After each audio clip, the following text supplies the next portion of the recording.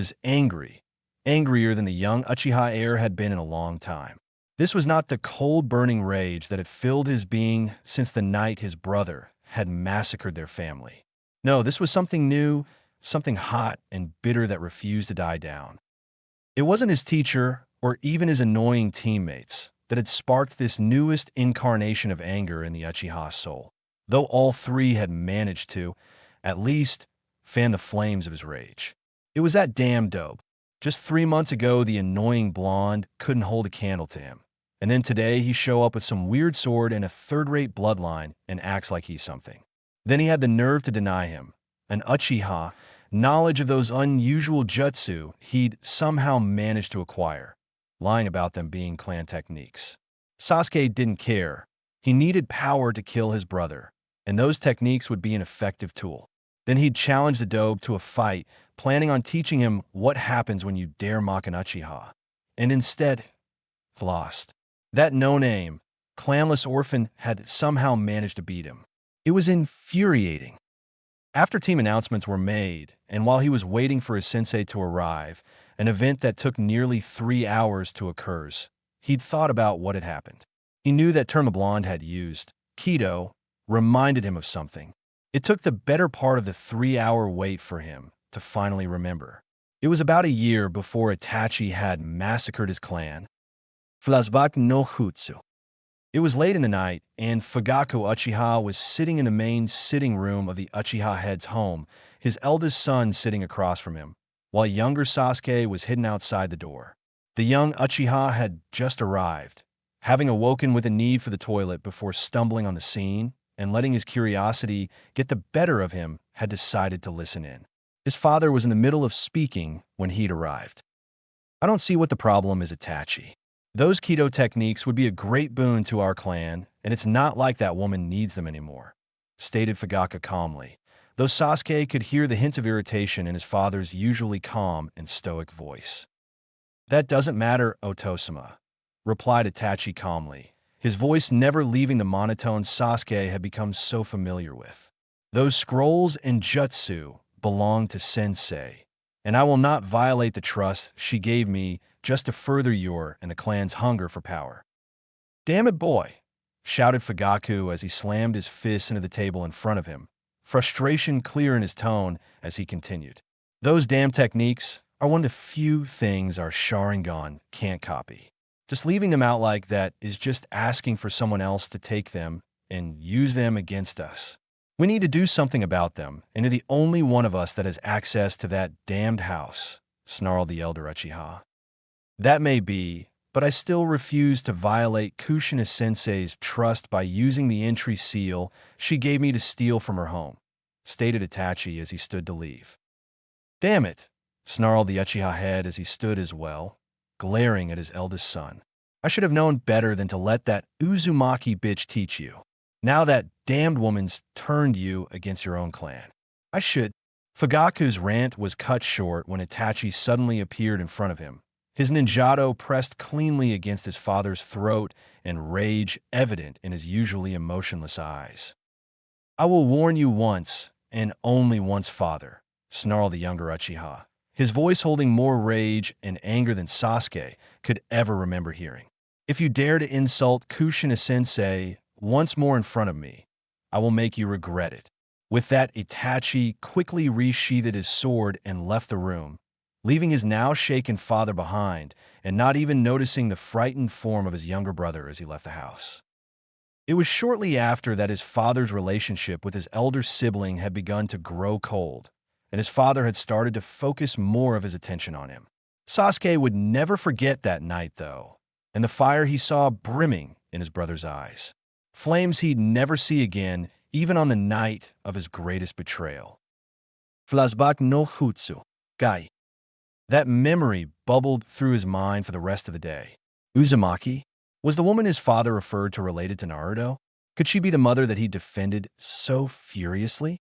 Did she have something to do with his brother's madness, with him slaughtering the clan? Sasuke shook his head to clear it of those confusing questions. Now was not the time for questions. That dobe had insulted him, and now he had to bring him down. He'd find his answers after he'd beaten the blonde. With those thoughts in mind, the young Uchiha went to a specific room within his home, a room his father had shown him only once. It was a narrow room with only a single piece of furniture, a wooden pedestal. Resting on top of the pedestal was the unsheathed form of a katana. Its hilt was wrapped in black leather, and its blade was made of a dark red metal. The outer part of the handguard was made of the same red metal, while inside it rested 3 tomo-like marking made of black metal, making it look like a mature Sharingan. Its sheath, which rested below the blade on the rack supporting it, was white with red around the tip, making it resemble the Uchiha clan's fan symbol. The blade was called Onom, Eye of Flame. It was an Uchiha clan honor blade, passed down from the times before the villages were founded.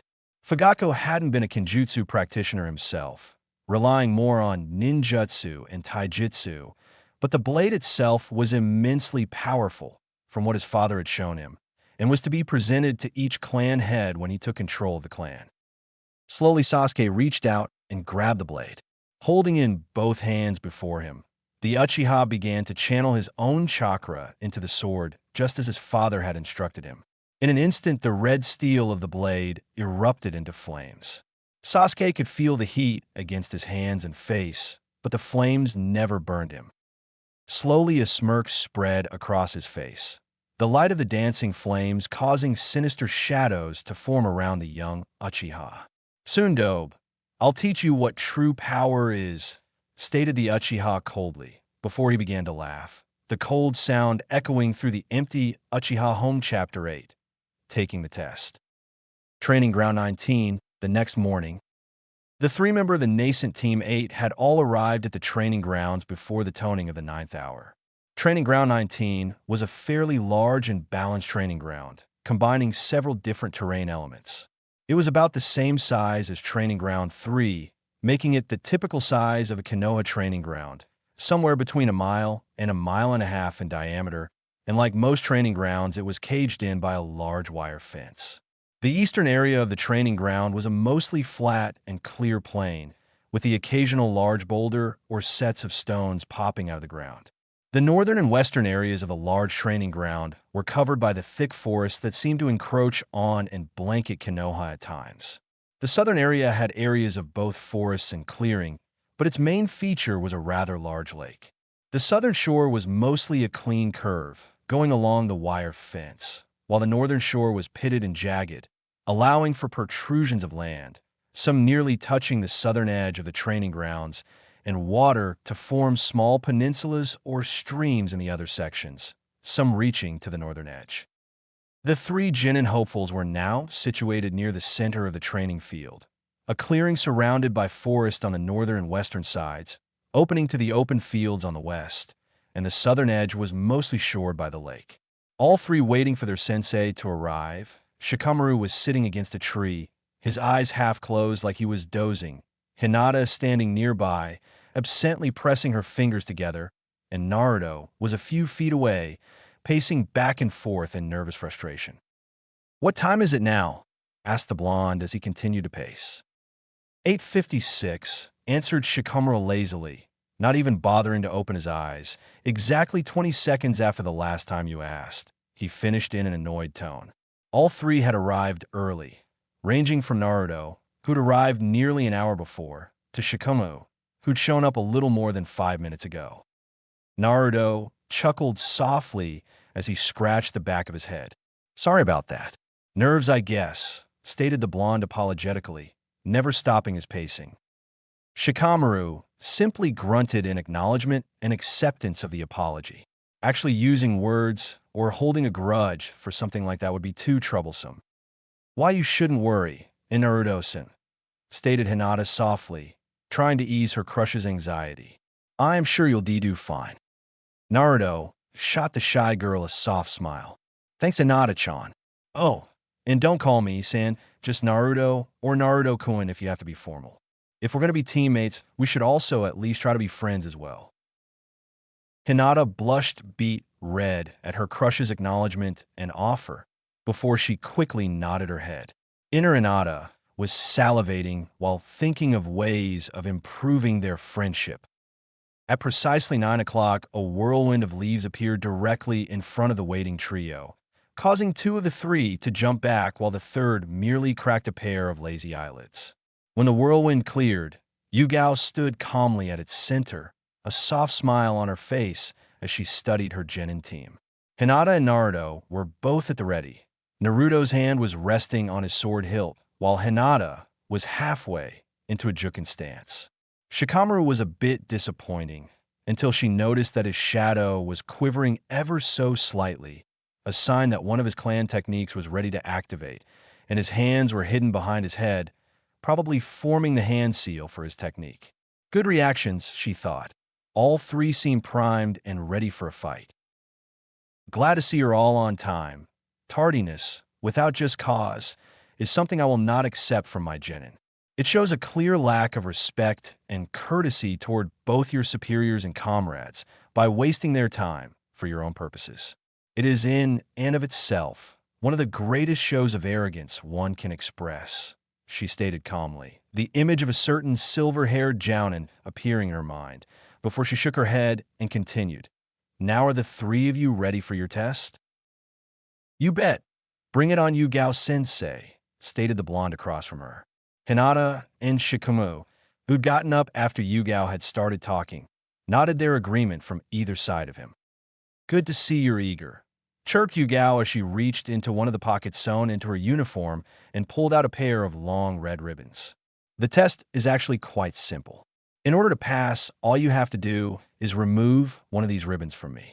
You have 4 hours, and there are no other restrictions, she explained as she tied both on her left bicep, one an inch below the other. You can use whatever techniques or methods you wish as long as you obtain the ribbon. Even damaging it is allowed as long as it retains at least a quarter of its length and none of the remainder is in my possession. Hinata spoke up. But why, Yugao-sensei, you only have T2 ribbons? Asked the timid girl. Yugao smirked. That's right. As I said before, only a third of the genin who take this exam will actually pass. The rest will be sent back to the academy. This is simply one way of eliminating the other 2/3, and that's if any of you are capable of getting a ribbon on your own. I'd advise you to come at me with full intent to kill, otherwise you won't stand a chance, she added as an afterthought, before she turned to the 3 genin, each with a doubtful look about them again. No need to worry, she smirked, removing an alarm clock from her belt pouch. I'm a jounin for a reason. Now I'll give you 5 minutes to prepare. When this alarm rings, the test begins. She laid the alarm clock onto a nearby stone after setting it. It will ring once when the test begins in 5 minutes and a second time when it ends at 1 o'clock. Begin. With her final word, the 3 instantly dispersed, jumping and moving into the foliage. As the minutes ticked away, Yugao let herself study her students. Well, they have some skill at hiding at least, she thought absently as she looked around toward the forest edges. She knew Shikamaru was still nearby, most likely waiting for the right moment to spring his jutsu in order to take a ribbon, while Hinata was probably deeper into the woods already, probably observing her with her Byakugan and trying to think of a strategy. Naruto, she wasn't sure of, but she guessed he wouldn't wait long after the alarm rang to attack. From what she knew of the blonde personality, he didn't use strategy or planning much, preferring to rely on instinct and adaptability to win. Kushina was the same way, building her plans as she fought. Her predictions proved accurate. The second the alarm sounded, a chakra arrow burst from the woods and was rocketing directly toward her. Yugao quickly sidestepped the projectile as her hand went for her sword. As she moved, she caught a glimpse of the projectile as it flew by. It was a basic arrow in shape, only made entirely out of blue-white chakra.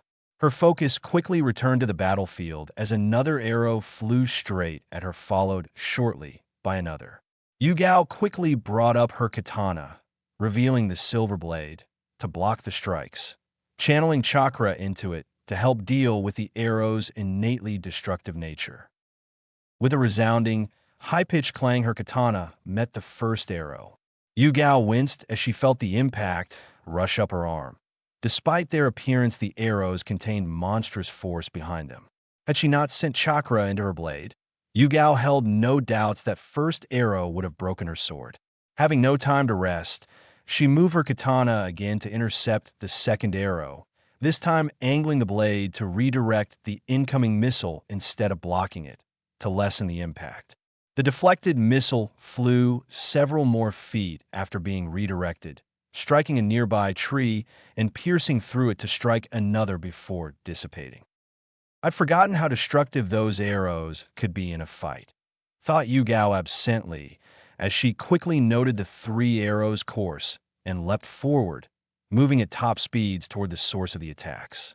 Another arrow quickly flew toward her, but she quickly leapt over it, using the movement to spring forward and land on a relatively large branch a few feet from a crouching Naruto, his bow fully manifested and drawn back. Another arrow already ready to fire. The blonde quickly tried to bring his bow about to launch as Yugao surged forward, knocking the bow out of alignment with a downward slash from her katana, before using her forward momentum to launch a brutal spin kick directly into the blonde's jaw, knocking Naruto off the branch, before he quickly exploded in a puff of smoke. "Kage Bunshin?" "Shadow clone?" questioned Yugao, before a half-dozen whistling sounds caught her attention. Leaping upward out of instinct, she quickly dodged another half-dozen arrows that had just pierced the tree branch she'd been standing on, each from a different angle. With a quick flip of her wrists, Yugao released a half-dozen shuriken into her waiting hands. Spinning while still in mid-leap, she launched each in the direction of a fired arrow. Each one hit, biting deeply into the wood near Naruto. Before any of the Narutos could move, for small seals on each shuriken began to glow softly before each exploded in a blast of concussive force, dispelling the shadow clones and forcing the original to use a quick Shuinpa, flash step, to avoid injury and reposition himself near the starting point. "That was an impressive trick," stated Yugao calmly as she reappeared in front of him a second later. "You used a single clone to draw me into a trap before attacking from all directions. Very sneaky. A shame it didn't work." "Thanks," grunted the blonde, as he slowly drew his Zanpakuto, still breathing heavily from the rapid use of his Shuinpa. 3 months of training with it, and that technique still took the breath out of him if he had to use it quickly. "What was with those shuriken you threw? They didn't act like any normal explosive notes or bombs," asked the blonde as he tried to buy time. "Those were a special type of explosives that I personally make.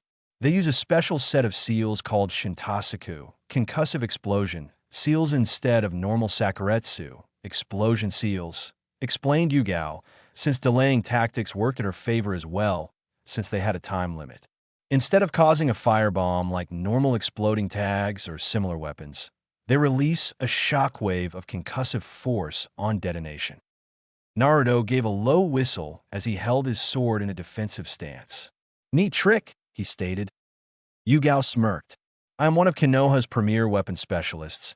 It wouldn't do me much good if I didn't have a few unique tricks up my sleeves," she stated calmly. Naruto nodded before he slashed forward with his sword, channeling chakra to it while shouting out his Zangeki, flying slash, launching a vaguely crescent-shaped mass of raw chakra at Yugao. Yugao quickly slashed with her own sword, once again channeling chakra into it, and striking the flying chakra arc mid-center. The combination of the force of her strike and the chakra she had channeled into her blade split the flying attack and caused both halves to fly harmlessly to either side of her. But the attack was meant only to distract as Naruto charged forward, sword raised in vicious downward slash. Yugao blocked with her own katana, matching his strength before overpowering the blonde and knocking him backward. Naruto quickly recovered, and the two began to exchange sword blows. It was clear early on that Yugao had the advantage in both skill and experience, easily blocking and dodging all of Naruto's blows, while Naruto was barely able to dodge or block any of the blows she lazily threw at him. As the blonde raised his own sword to block an overhead slash from his instructor, Yugao struck out with a kick directly to the blonde's abdomen, sending him sliding back. "Considering your level of training and experience, you're pretty good, but charging in to fight someone vastly more experienced than you like that will get you killed," chided Yugao, smirking slightly. Naruto growled while he tried to think of what to do next. He needed to release his shuriken. It was the only way he'd even stand a chance. And since Yugao was one of his mom's students, she probably knew Benaheim, her favorite Zanpakuto from what Urahara had told him, better than he did. That left him with one option. Hagisutsu Kirisaku, Senkikitsune, Rip and Rend, War Fox, roared the blonde as he stabbed his sword in front of him in a single-handed grip.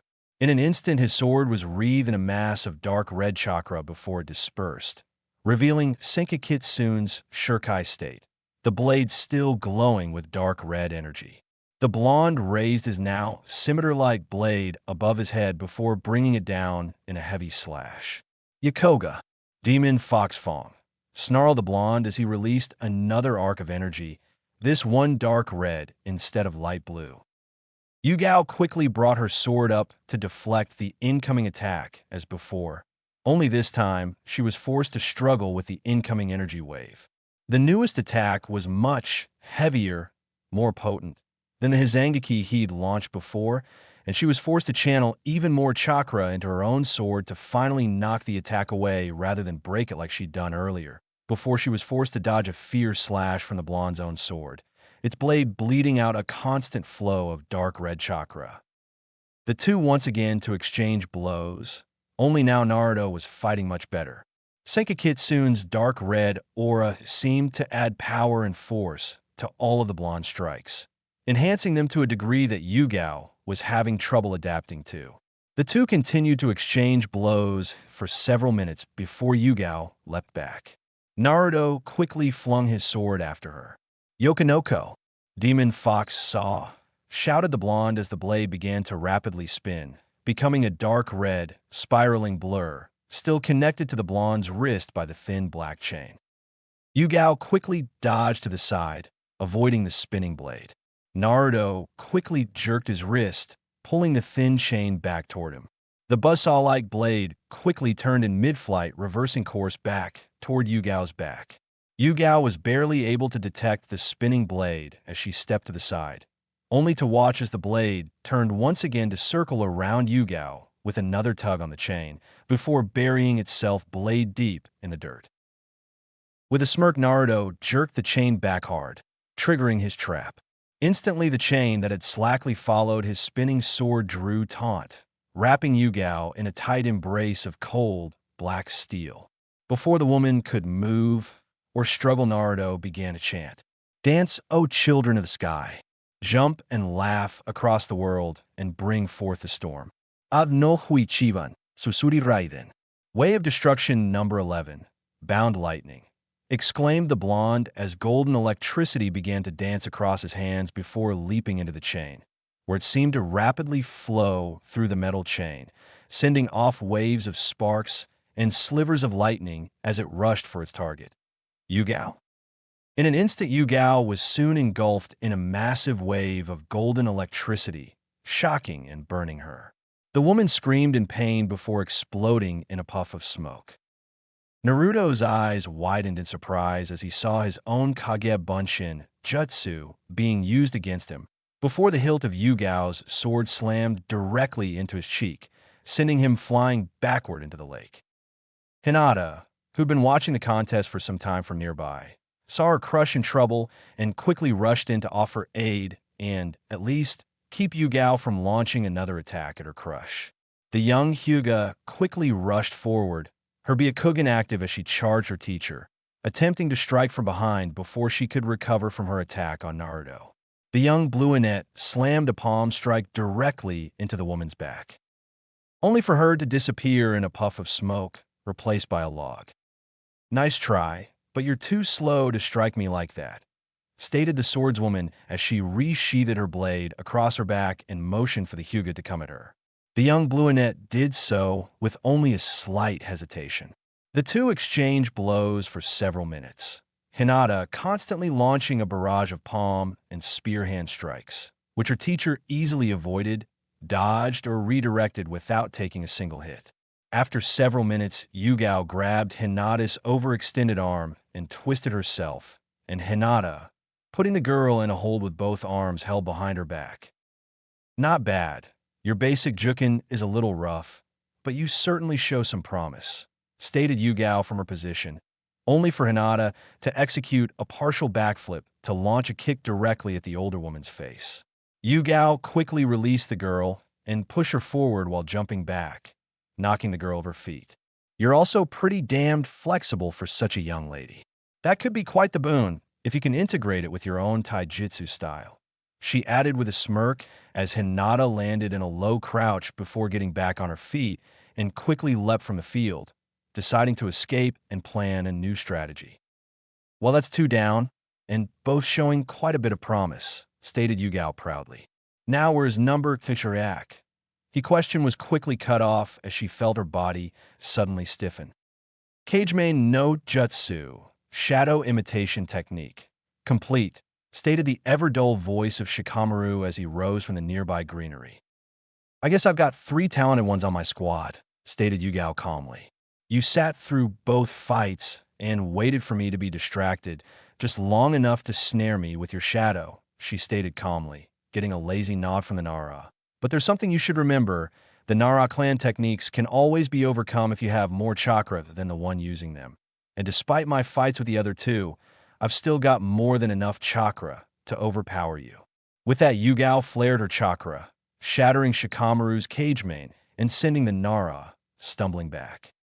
As soon as the technique broke, Yugao raised her hand and launched a trio of kunai directly at the stumbling Nara, catching him in each shoulder and once in the stomach, only for the Nara to puff into smoke, replaced with a log. Yugao actually chuckled again. Yup, I've certainly been given quite the interesting trio. I hope they figure out the true meaning of this test soon. It'd be such a shame to see such a talented bunch go to waste, she muttered to herself as she waited for her students to return.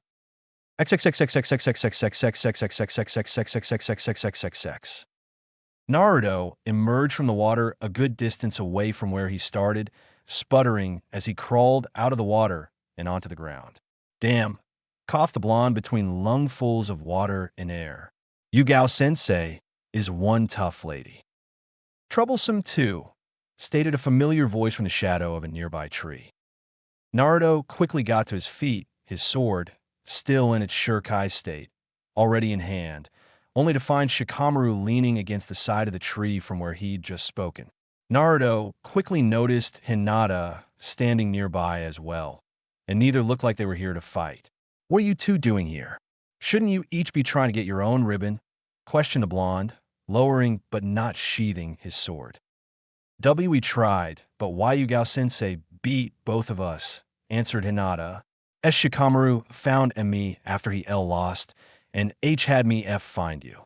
H, he said their W was something H he wanted to talk T to us about. Naruto turned his attention back to Shikamaru and asked, so what do you want, Shika?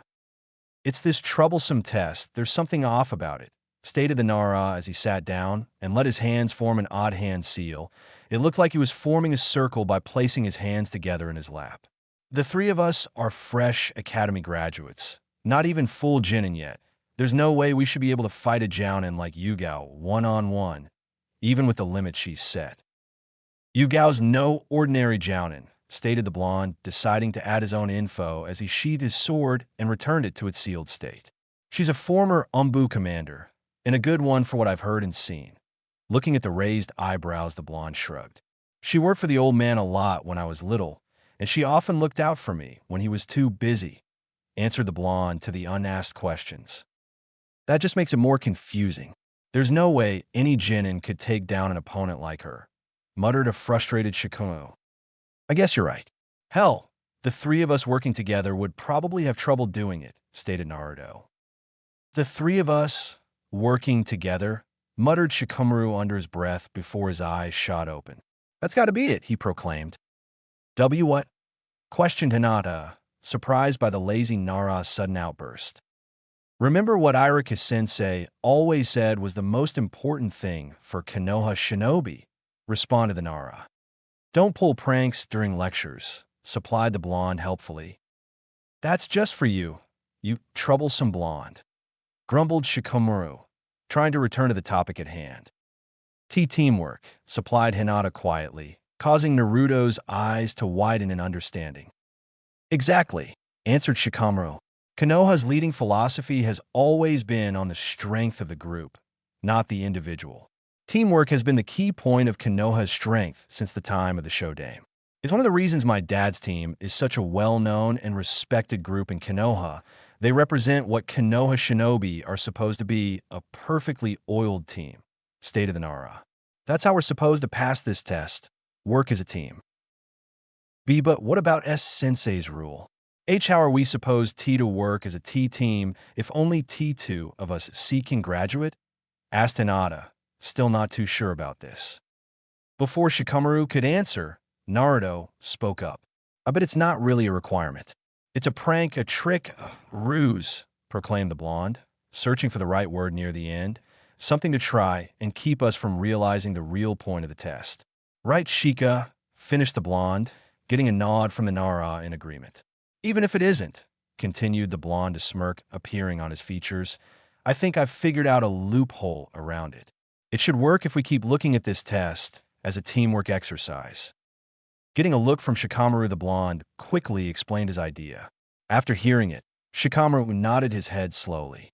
It makes sense in a twisted kind of way. Now all we need to do is get the ribbons first. He looked up at his two teammates. So we worked together, getting nods of agreement from both Hinata and Naruto. Shikamaru continued. Good. Now here's the plan. Naruto, you said those keto techniques of yours had binding techniques? Getting a nod from the blonde, he continued. Good. Then I need you to... XXXXX. Yugao stood in the center of the small clearing that made up the center of the training grounds. I wonder who's going to try again first, she mentally wondered. Hopefully, since each of them has failed on their own, they'll start figuring out the true meaning of this test. I certainly hope they do. All three show so much potential, and I'd hate to see it wasted by forcing them back to the academy, or even worse, out of the shinobi program entirely. That would truly be a waste to completely destroy young talents just because they couldn't understand the meaning of a test like this. Her mind fell back to Kakashi, who'd suggested having several of his failed teams be dropped from the program entirely. Such a waste of young talent was disgusting to her in several ways, particularly when one thought of Kakashi's way of testing. Kakashi did everything in his power to antagonize his students and set them against each other before starting the test, being purposely later than usual, encouraging them to skip meals or lose sleep, and willfully antagonizing them while they took the test, all just to get them as mad and hot-headed as possible. Then he set up the test as normal, offering only 2 chances for the team to continue while the third would fail. Yugao had a high opinion of her team, but even she had limits. Some seasoned Chunin would have trouble figuring out the true meaning under those circumstances. While Kakashi claimed that his tests were designed to push his Genin to the limit and make them truly understand the importance of teamwork, Yugao didn't buy it. Not in the least. Most assumed that the man just had some ridiculously high standards, but Yugao believed there was something more to it. It was almost like the man was waiting for a specific team. The man had been on the enforced sensei role for years, but the man continued to fail each team he was given. While several teachers did so each year, most either found a team that suited them within a couple years, but Kakashi had failed each team placed before him for nearly a decade. Most who really didn't want to teach could have found a way to escape the duty by then, but Kakashi just seemed intent on waiting for something. Yugao and several others had guessed that he was waiting for a specific Genin or squad. Most had figured it was Sasuke Uchiha he was waiting for, a way to repay his lost friend for his eye. But that didn't ring right to Yugao. The way Itaki had fought with her during and after the meeting troubled her. Kakashi was usually a very blasé person, but the man seemed insistent on getting Naruto as well as Sasuke. It made her wonder what the man's goals were. She was awakened from her musing by the sounds of approaching feet. Listening, she heard quite muttering that easily identified her attacker. "O spear of the heavens, fall from the sky, crash into the earth, and burn the wicked to ash. Adnojomban, Byakurai." Way of Destruction number 4. Pale lightning. The voice intoned before an explosion of electricity burst from a bush near the water's edge. Yugao quickly leapt to the side, avoiding the streak of blue-white lightning that had just surged in from the surrounding woods. Nice try, Naruto, but one of Kito's biggest weaknesses is its verbal component. Makes it a very poor choice for stealth-based attacks. I'd really suggest relying on normal ninjutsu for those until you don't need the incantations any longer, called out Yugao as she landed, only to be forced to roll to the side to avoid a barrage of jukin strikes from Hinata, who'd suddenly leaped from the surrounding underbrush to launch an attack at her back while she was focused on avoiding Naruto's Kido. Her focus momentarily turning to Hinata, she almost missed Naruto emerging from the woods near the water's edges, already going through a set of hand seals. Ending the seals, he called out, Suetun, Suiga, water release, water fangs. From behind him, two narrow pillars of water rose from the lake and surged forward, driving directly to Yugao, forcing the former Umbu captain to knock Hinata back with a spring kick to the stomach, while using the momentum to vault out of the path of the attacking water pillars. Naruto surged forward, drawing his sword as he ran, while Hinata quickly regained her footing after the kick had momentarily knocked her off balance and charged at her from a different direction. The two met right at Yugao position, Naruto leading with forward slash, forcing Yugao to leap backward. The woman also noticed that the blonde had shortened his sword's sealed state, transforming it into a wakizashi instead of its usual katana form.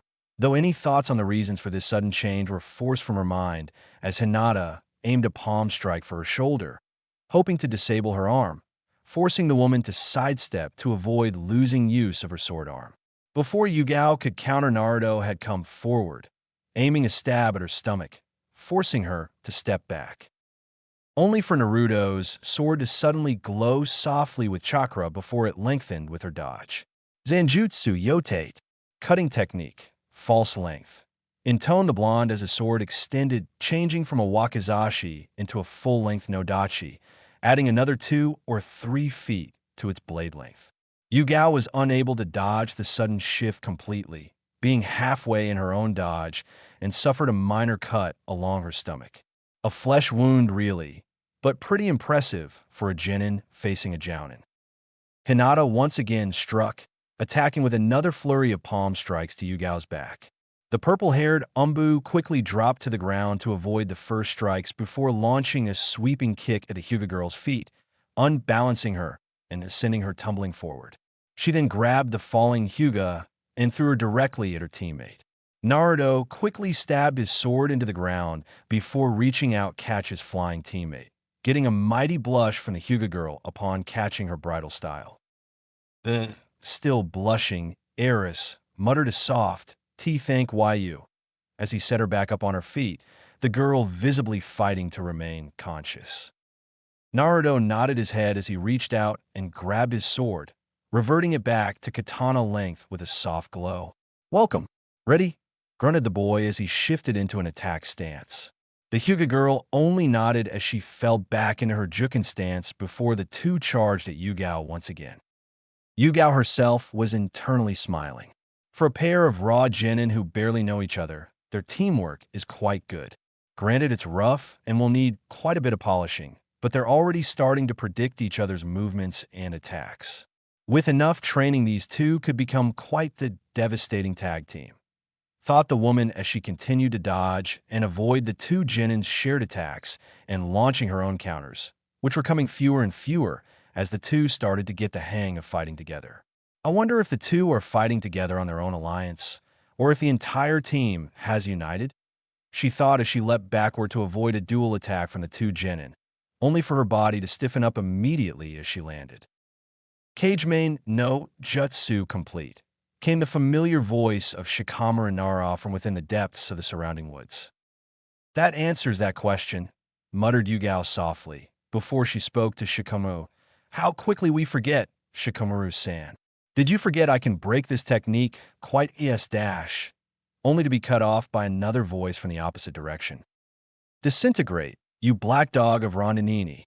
Look upon yourself with horror and then claw out your own throat," called out Naruto, vaguely drawing a set of symbols with one extended hand, his fingertips trailing a faint line of red light. "Bakudo, no Cuban. Geki, way of binding number 9, strike."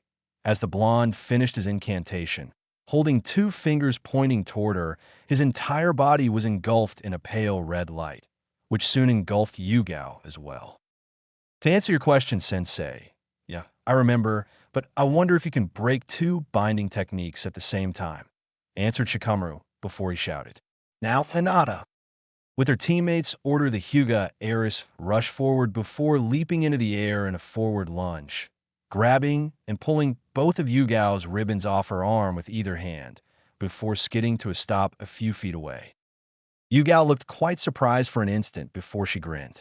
Most impressive, Hinata and Naruto push me into position with a combined assault while you wait and watch for the perfect opportunity to catch me. Then before I can break your technique, Naruto launches his own to redouble the effects of yours, paralyzing me long enough for your third teammate to grab the ribbons. An impressive strategy indeed, she stated before turning to Hinata. Now it's up to you, Hinata. You get to decide which of your teammates passes and joins you in becoming a full-ranked genin, she explained, adding a final tidbit to the test. Hinata visibly wilted at the words, before looking between Naruto and Shikamaru, getting nods from both as they approached her, having already broken their techniques after Yugao's speech.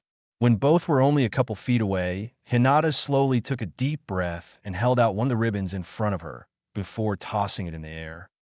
Naruto's sword came out in an instant, slashing the piece of cloth cleanly down its middle before he quickly grabbed one half with his other hand, while Shikamaru grabbed the other. This is our decision, Sensei.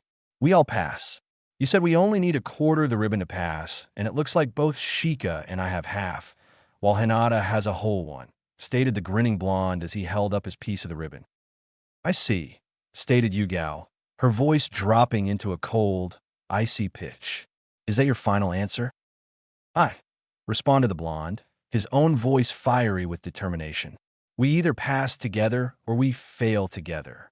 That's what it means to be a team. Both Hinata and Shikamaru nodded their heads in silent agreement with their blonde teammate's statement. Well then, stated Yugao coolly, it looks like you three pass, she finished warmly, getting massive sighs of relief from all three worried genin. So, when did you three discover the true meaning of the test? After you beat all three of us, answered Shikamaru lazily. The way you fought us was quite troublesome.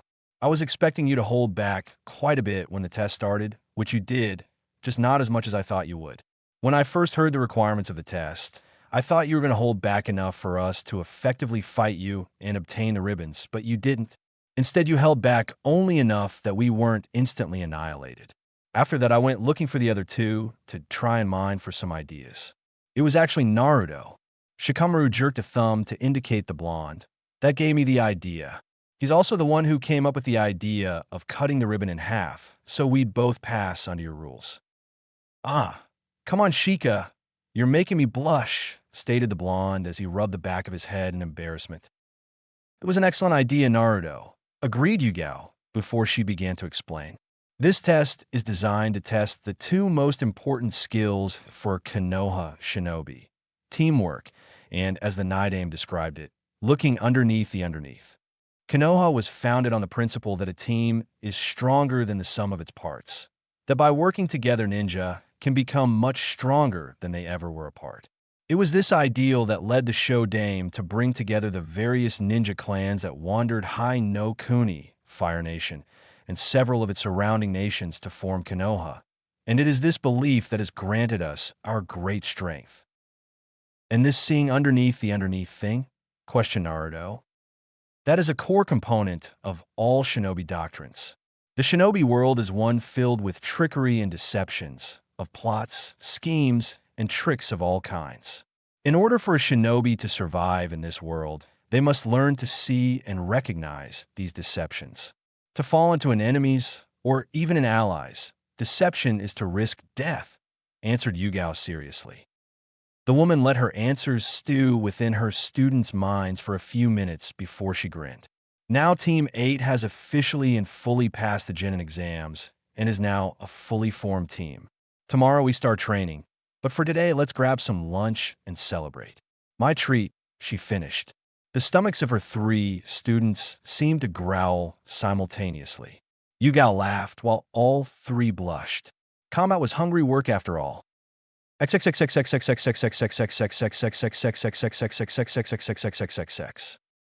Later that evening, the Drunken Leaf Bar. Yugao had finished celebrating with her students a little while ago. After leaving the training ground, the four had headed for the Ichiraka Ramen Bar to celebrate. The newly formed Team 8 had spent over 3 hours at the small ramen booth, eating and just enjoying themselves.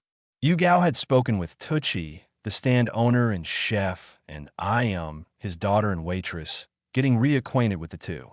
When Naruto asked how she knew them, Yugao told him how Kushina-sensei had often brought them there to celebrate or just eat.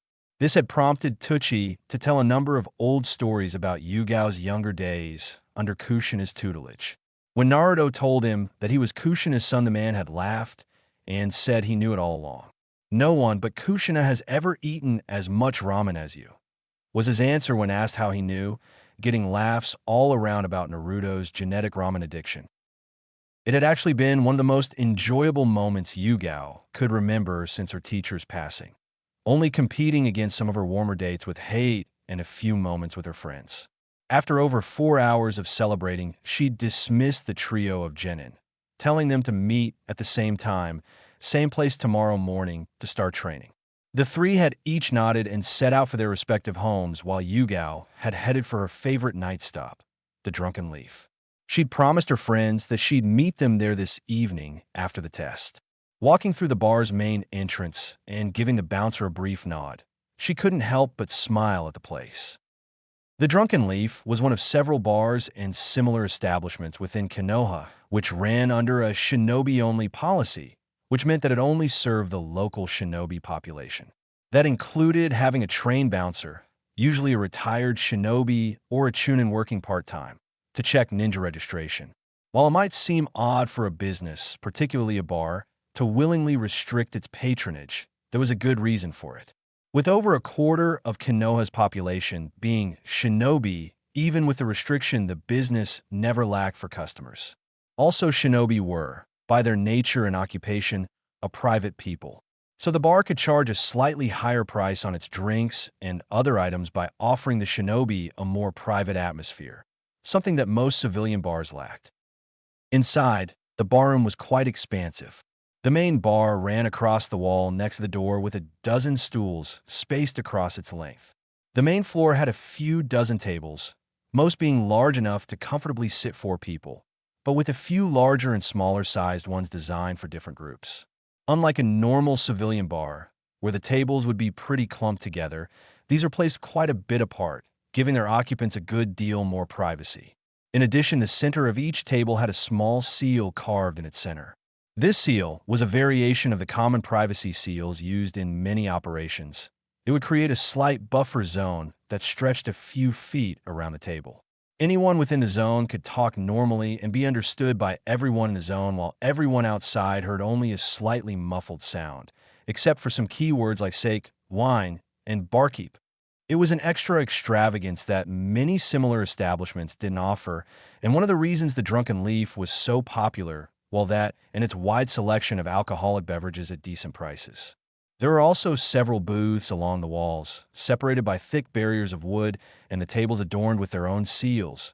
The booths even had thin curtains that could be drawn around to allow visual privacy as well. The place was designed so ninja could meet and talk in relative privacy. While some upper-level bureaucrats within the village viewed such places as security risks, allowing spies and traitors to meet and discuss their plans in private, most senior shinobi would laugh off the idea. Places like this were a necessity for shinobi, particularly within a shinobi village where security is such a high priority, who are constantly under scrutiny due to the threats of such actions. That kind of atmosphere can drive a person crazy very easily. So places like the Drunken Leaf, which specializes in giving shinobi their private time, are necessary. Besides, the privacy tools implemented by such places could easily be broken or overcome by a trained umbu or jounin investigator, and the entrances were constantly monitored, usually by the bouncers on secondary orders, so the threat of someone actually getting away with something while using the buildings as a cover was pretty slim. As Yugao entered the room, a voice called out, "Hey, Yugao-chan, over here." Turning to the source of the call, Yugao smiled to find that some of her friends had already arrived and secured one of the larger tables for their little meeting. The speaker was none other than Anko Mitarashi, age 25 and one of Konoha's best interrogators. She stood about 5 foot 5 inch or 5 feet 6 inches with a lean build and generous proportions. Like Yugao, she had purple hair, leading many to believe the two were related in some way. Though Anko's was a darker violet than Yugao's royal purple, and she wore hers up in a spiky ponytail. She had pupil-less amber-colored eyes, a small nose, and had her near-constant smirk stretched across her lips. She was dressed quite provocatively, wearing only a tight-fitted mesh bodysuit, a pair of shin guards, a dark orange miniskirt with a blue belt wrapped around it, and her hitate around her forehead. The only thing keeping her from being arrested for public indecency was the tan overcoat that just seemed to cover all the right places. She was standing up, bringing her head over the top of the buffer zone to call for her. Sitting to Anko's left was her best friend, Kurenai Yuhi, age 32, a newly promoted jounin specialized in Jinjutsu. Kurenai was an attractive woman, standing just an inch taller than Anko at about 5 feet 6 inches or 5 feet 7 inches, with dark, untamed raven black hair that she wore down her shoulders. She had a stern face with strong features and wore a bit of makeup, usually some dark red lipstick and purple eyeshadow, giving her an exotic look, but her most drawing features were her eyes. They were red, and her pupils had two sections, a lighter red outer ring with a darker red inner ring separated by a black ripple. Those eyes, and her natural affinity for illusions, had often made many speculate that Kurenai's family was related to the Uchiha clan in some way. She was dressed in a red mesh armor blouse with only the right sleeve visible while the left appeared to be sleeveless. Over her blouse, she was wrapped in an unusually broad strip of bandages that were decorated with a pattern similar to those of rose thorns. Her hands and upper thighs are also wrapped in bandages, and she wore her Konoha forehead protector across her forehead and regular shinobi sandals. Across from them sat the youngest member of their little club, Hana Inuzuka, age 21, chunin and heiress of the Inuzuka clan. Despite being the youngest of their little group, Hana was also the tallest, standing just a little less than a half an inch taller than Kurenai at a full 5 feet 7 inches. She had dark eyes and dark brown hair pulled down in a long ponytail with a couple of bangs hanging in front of her face. Her face was noticeably less feral than a normal Inuzuka's, lacking the slit eyes and pronounced fangs common to the clan, but she still wore the typical red Inuzuka fong tattoos with pride on each cheek, along with a flower-shaped tattoo on her upper right arm. She was dressed in a lighter version of the standard chunin flak jacket, slightly unzipped near the top to be less constraining to her generous bust, a pair of green bracelets similar to her flak jacket, and a pair of form-fitting shorts cut just above the knee. Sitting around her were her faithful companions, the three Himura brothers, a trio of large, wolf-like dogs with gray fur and white undersides. Usually most places wouldn't allow dogs inside, but given the Inuzuka's close relationship with their Ninkin partners, they generally got an exception. Yugao gave a quick look around for the final two members of their group, but couldn't find them. Guessing that they hadn't arrived yet, she grabbed an available seat between Kurenai and Hana and sat down. Looking over, she noticed an open sake bottle and saucer in front of Hana, along with an already empty one. "Whoa, Hana. Hitting the sake a little hard tonight, aren't we?" she asked. Hana gave the older woman a slight growl. Despite her usually calm nature, Hana was still an Inuzuka, and when she was annoyed, she wasn't above showing it. "How about a reason to be Yugao?" "Really?" asked Yugao curiously. "Guy troubles," stated Kurenai matter-of-factly. "Oh, I wasn't aware you had a boyfriend at the moment, Hana. Or are you just angry about hitting a bit of a dry spell?" teased Yugao, trying to get her younger friend to relax and open up. Hana gave a slight snort. "A dry spell I could handle. Most men in this village just want to see if we Inuzuka are as wild in bed as on the battlefield." "Snort fucking perverts." "Agreed," stated Kurenai hotly. Yugao shook her head. Their little group was made up of 6 of the hottest kunoichi in Konoha. It wasn't that surprising that each one had their share of issues involving perverts or men in general. "I wanted to test that rumor myself for quite a while," smirked Anko. The purple-haired Tokubetsu Jounin was openly bi, and constantly flirted with her female friends. Yugao was never more than half sure whether she was joking or not. "Enko, be serious," scolded Kurenai, before turning back to Hana. "So what's the problem?" "Well, you see," Hana started only to be cut off by a new voice. "What's this? Moaning and gossiping about love-life troubles, and you didn't bother to wait for us. How cruel!" Came a mock whine from behind Yugao. Turning around, Yugao caught sight of the last two members of their little group. The first was none other than Yurichi Shihoin. The slender, dark-skinned woman was dressed in her usual attire, a backless, black, sleeveless undershirt, an orange overshirt with two white straps on each shoulder, a large beige sash around her waist with her hitate run through it, black stretch pants, long beige wrist warmers secure by bands, and long beige leg warmers with brown light shoes. Despite being the oldest member of the group, Yurichi looked closer to Hana's and Anko's age than she did Yugao or Kurenai. It sometimes made her curse the Kurosaki bloodline.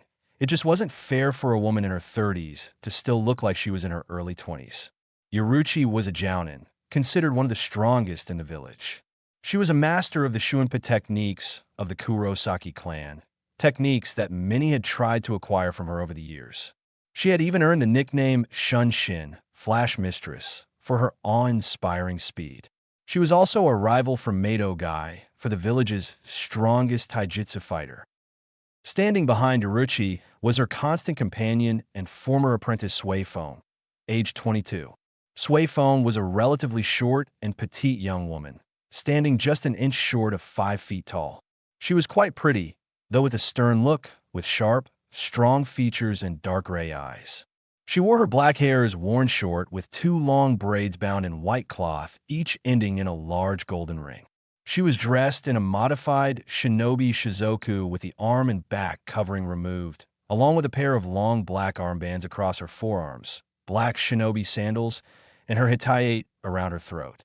Suifeng was a special jounin specializing in assassination and stealth operations, and was well on her way to being made an umbu. Yugao knew that those armbands of hers hid a couple of dangerous surprises, contained within a special set of storage seals. She was also incredibly fast, being taught Shuinpa by Yurichi after taking an oath to teach it to none other than her own students. As Yurichi took her seat, with Suifeng quietly taking the one next to her, she continued. "So, what were we interrupting?" "Hana's got guy troubles," teased Anko. "Oh really? Puppy girl can't find a bone to chew on," teased Yurichi. "Watch it, Fuzzpuss," growled Hana, while friends the two fought like, quite ironically, cats and dogs at times. "Besides, it's the exact opposite. Mom's trying to set me up with someone." "Really? That does not sound like Sim-sama at all," stated Kurenai. "I know, but it turns out Mom made some stupid marriage contract with a friend of hers when I was just a pup," stated Hana. "Mom's not going to make me marry him, but she at least wants me to go on a date and give the guy a shot." "I don't see the problem with that, Hannison," stated Suifeng calmly. "I know blind dates aren't exactly fun, but you never know, perhaps you'll enjoy yourself." "My problem is the guy's 6 years younger than me. He was in my little brother's class at the academy for Cammy's sake," responded Hana. This got Yugao's attention. Already guessing who the boy was, she asked, "Does this guy have a name then?" "Naruto," muttered Hana. "Naruto Kurosaki Ishida." This caused several raised eyebrows. "The QB container?" questioned Suifeng. Hana gave her a look. "This has nothing to do with that. I'm not shallow or stupid enough to care about that stupid fact. Gaki's just a guy who had the bad luck to be born on the wrong day, as far as I'm concerned." "So what is the problem?" asked Yugao curiously. "Like I said, he's 6 fucking years younger than me," growled Hana. She was quite surprised when Yurichi started to laugh. "What's so funny, Fuzzpuss?" "It's just that the kid's a Kurosaki and you're only worried about 6 years," snickered Yurichi. "Back home in Yuzu, it wasn't uncommon for partners to be 10 or 20 years apart thanks to our bloodline. Hell, it wouldn't be that weird back home if I started dating him." That little comment got raised eyebrows from most of the occupants of the table. "How's that work?" asked Danko. "You forget," stated Yurichi sagely, "about the little aspect of the Kurosaki bloodline. our longevity. With lifespans that easily go into the hundreds, an extra decade or two doesn't make much difference. I can see that working if he was older than me, but how does that help with him being younger? Questioned Hannah. Because the Kurosaki, Ishida, and Korea have got a special seal that lets their partners share their longevity, stated Yoruichi proudly. It was originally developed back when both clans were still pretty young. A seal master developed it after he had to watch his wife age and dry up while he continued about the same. And I know Naruto knows it because Kushina said it was in the clan's library. So the Gaki can give any girl he wants an extra long lifespan? Asked Danko. That kind of makes me want to seduce the Gaki myself. Anko, chided Kurenai before she added, I'm actually surprised some of the counselors haven't demanded it be handed over to grant them all lifespans like yours. They can't, answered Yoruichi with a shrug. Only someone with either bloodline can give a person this seal. Added to that it directly links a person's life to the one who gave it. Say if Naruto gave Hana-chan the mark, and he died, the years the mark had extended would instantly return, aging if not killing her in seconds. So, if the Gaki died, I'd die, questioned Hannah. Not necessarily, but you'd age. Say you'd had the mark for 50 years. For a Kurosaki, you probably wouldn't look past your 30s or 40s. But if Naruto died, you'd age into your 70-year-old self. If you're old enough, the strain of the sudden shift could kill you, answered Yoruichi. So there goes your big age difference reason. Besides, the guy's a real cutie. He's got these beautiful blue eyes, bright blonde hair, and quite the nice little bod. Not to mention a really fine ass, finished Yoruichi with a smirk. And how do you know that? Asked Hannah. He stopped by the Urahara shop a while back, answered Yoruichi with a shrug and a smug grin. And I kind of watched him change in my cat form. Getting looks, she added. Hey, I paid him back by giving him a nice look at me when I changed back, she defended herself. Most of the women shook their head at this. Yoruichi could be a bit of a pervert when she wanted to be. Suifeng, on the other hand, was quite peeved. How dare he see Yoruichi-sama naked? Mentally snarled the woman. It was quite common knowledge that Suifeng had a bit of a girl crush on her mentor, though whether or not the girl batted for the other team or was simply by was still up for debate. Seeing the look, Yugao spoke up. Don't even think it's Suifeng. Naruto's one of my students, and I don't want you going after him just because Yoruichi flashed him, she warned her younger friend. Suifeng gave her a look, but then nodded her head. So Naruto's one of your genin? Asked Yoruichi curiously, deciding a change in subject would be best. Yeah, since I was taught by his mother, Hokage-sama thought I'd be the best teacher for him. He and the rest of the team just passed their test a few hours ago. So now him, Hinata, Hyuga, and Shikorinara are now my official team, answered Yugao. Do keep an eye on Hinata for me, Yugao. The poor girl's always had some confidence issues and will need some help working them out, asked Kurenai. She'd been assigned as Hinata's guardian while she was still a chunin and had developed a bit of maternal care for the girl. Don't worry about it, Kurenai. She's in good hands, promised Yugao. So what's he like? Asked Hannah, deciding to at least get some info on her prospective date. He's a lot like Sensei in a lot of ways, answered Yugao with a wistful smile as she sipped her own sake. He's a tough kid with some good skills. He's actually got a decent head on his shoulders when he bothers to use it. And he's very determined, though I'll admit he's more than a little of that, is just raw stubbornness. He's also got a good heart with a soft spot for animals. So I really think you two would get along. You got all that from a genin test? Asked Danko. Yugao shrugged. I was in charge of looking after him a lot when he was still a kid, she answered. I really think you should at least give him a shot, Hannah. He might just catch your interest. I kinda already did, stated Hannah, with a slightly abashed look. You see, Mom and I were arguing about it yesterday, and flashback no hustsu. Inazuka clan compound, clan heads home. Mom, I can't believe you're asking me do this, shouted Hannah. Come on, Hannah. It's not like I'm trying to force you to marry the pup. Just give him a date and a chance, responded some calmly. But he's the same age as Kiba, shouted Hannah.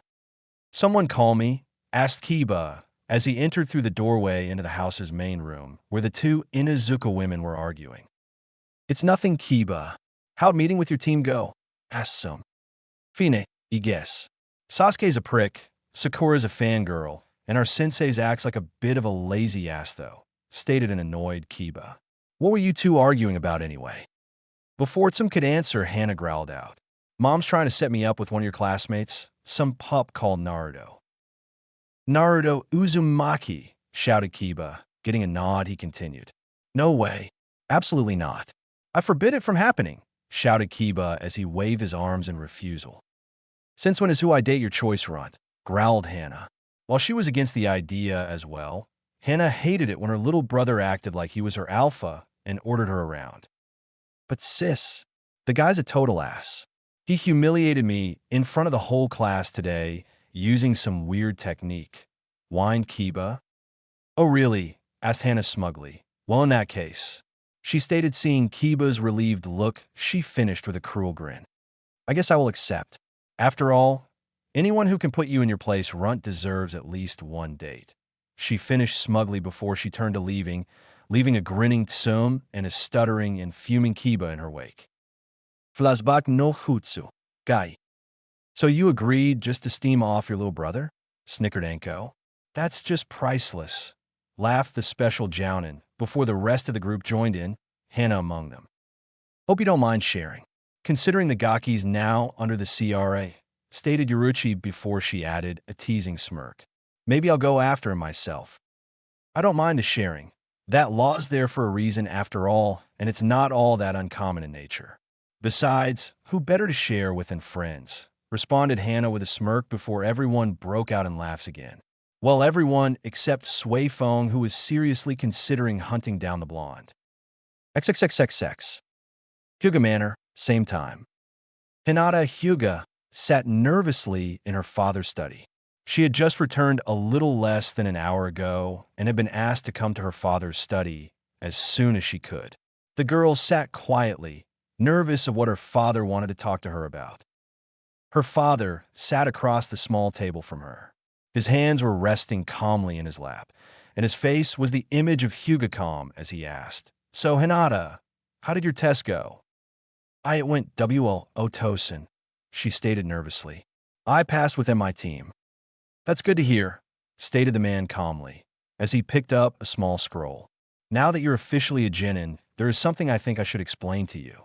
You see, when you were still in your mother, I made a marriage contract for you with one of my oldest and dearest friends. It states that my eldest daughter is to marry her eldest son. That would be you. Hinata felt her heart began to shatter at those words. She'd known all along that something like this might occur, that she'd be married off to some noble or suitor for political power and never get the chance to be with the man she loved. She fought back the tears as she lowered her head. Hayashi noticed the depression consuming his daughter and decided to speak up. While I cannot force the two of you to marry, since his mother died before the contract could be finalized, if you do decide to pursue a relationship with him, you will have my full support, and thus the support of the clan. I understand the two of you are classmates at the academy. Naruto Uzumaki, or to be precise, Naruto Kurosaki Shida, is his name. Time seemed to freeze around Hinata for a moment, those words echoing in her mind. I am sorry, Tosin, but could you repeat that name? She asked, hoping that she hadn't just imagined what he just said. Of course, his name is Naruto Kurosaki Shida, or, as he's more commonly known, Naruto Uzumaki. His mother was actually a teammate of mine when I was still a genin, stated Hayashi calmly. Hinata blinked once, twice, thrice before. Squee. She unleashed the loudest fangirl squeal ever heard in the elemental nations. The sound echoed throughout Konoha for several minutes before finally cutting off as its producer fainted backward across the floor. Hayashi removed his hands from the sides of his head, both slightly covered in blood from where his eardrums had exploded. I should have known that would happen, he stated as he tilted his head and patted one side, causing a small amount of dust, formerly an earplug, to exit his ears. Strongest earplugs in the nations indeed, he harumphed. XXXXXX. Back at the bar. What the hell was that? Snarled Hana as she rubbed her aching head. Inuzuka ears and an ultrasonic fangirl squeal do not mix. Yugao actually chucked as she cleared out her own ears. That would most likely be your competition for Naruto, she stated with a chuckle.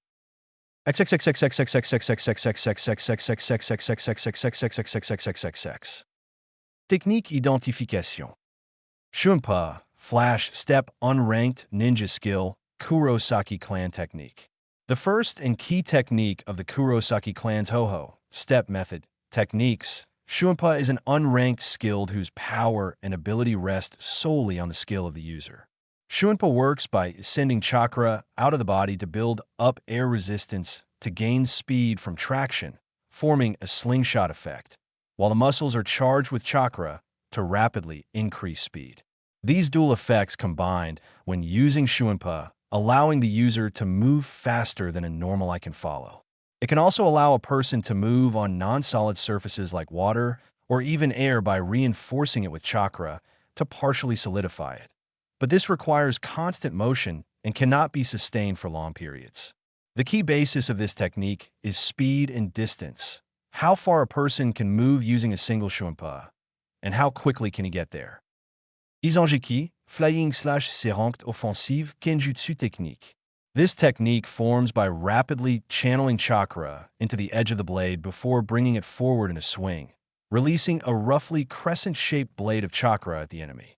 While not particularly powerful, having no more damage potential than a normal slash, the speed, accuracy, and ease at which this attack can be fired makes it a staple in the Zanjutsu user's armaments. Further advanced techniques allows one to launch more powerful or faster blades, rapid flurries of blades, or even multiple blades in a single slash. Yakoga, Demon Foxfang ability of Senkikitsun's Shurikai state. Similar to the Hizangiki technique described above, this attack launches a crescent of concentrated chakra at an opponent through the swinging of the sword in some form of slash. However, this technique, being constructed of the potent chakra that Senkikitsun constantly emits from its blade, this attack is much more potent and dangerous, causing much more extensive damage on a target than normal and capable of cleaving through normal rock and steel. Yokonoko, Demon Fox Saw ability of Senkikitsun's Shurikai state. A mid-ranged attack ability of Senkikitsun that charges the blade with its potent chakra before throwing it, causing it to spin like a spiral saw in flight and attack opponents. The spinning blade's flight can be controlled and manipulated through channeling chakra through the chain, connecting it to its user's wrist while physically manipulating the chain in some way. Useful for detainment purposes as well as assault, since one can bind an opponent with the extended chain by controlling Senkikitsun's path around them before anchoring the blade and withdrawing the chain to fully taunt levels. Heido no Juichiban, Tsuzuri Raiden, Way of Destruction number 11. Bound Lightning, mid-lower level offensive Kido spell. The user of this technique gather a large amount of electrical energy in their hands before releasing it into an object, creating an electric current through any object they touch, and that electricity damages anything or anyone that is in contact with the object the current runs through. Can be used on items that normally don't conduct electricity well, like wood, but does not work on items that are completely insulated against electricity, such as rubber. Kajman no Jutsu, Shadow Imitation Technique Serranked, Nara Clan Idanjutsu. One of the basic building blocks of all the Nara clan's advanced clan techniques. The Cage Main Jutsu allows the user to extend and manipulate their shadow as long as they don't exceed its total area, which would be further extended by touching other existing shadows. By connecting this shadow with another's, the Nara are capable of gaining temporary control over their opponent's motions, forcing them to imitate their own movements. Can be broken by overloading the chakra that the Nara is focusing through the jutsu with their own chakra, or by waiting for the time limit to expire. Heido no Yanban, Byakurai, Way of Destruction number 4, Pale Lightning lower level offensive Kido spell. One of the most basic damaging spells that actually uses an element, Byakurai focuses a large amount of right unchakra into the tips of the user's finger, before unleashing it in a large bolt of lightning. Despite its simplistic nature and low level, the attack is quite powerful. That, combined with its low level, made this attack a signature move for Kurosaki shinobi in general. Suidun, Suiga, water release. Water Fang Si ranked, offensive Suidan technique. The user channels chakra into a nearby water source and compresses the water before forcing it upward, forming a number of fong, or spear-like projections of hardened water that can then be launched at an opponent. Zanjutsu, Itat, Kuting technique. Falsland dérangt, offensive Zanjutsu technique. A technique that utilizes the Zanpakuto's natural ability to change size and shape for combat purposes. The user first has to have the sword in one of its smaller form. Usually wakizashi, though katana can work, though its results are more limited. While stabbing at the opponent with their Zanpakuto, they force their opponent to step backward to dodge, before channeling chakra to change their blade into its Nodachi form, doubling or tripling its length, causing an opponent who's made only a slight dodge to be speared by the attack. Bakudo no Cuban. Geki, way of binding number 9. Strike lower level supplementary Kido spell. A basic binding technique that completely paralyzes an opponent by enveloping them in an aura of pale red chakra. The hand motions for this technique are fairly complicated, and it can be fought off by powerful opponents, giving it its low ranking.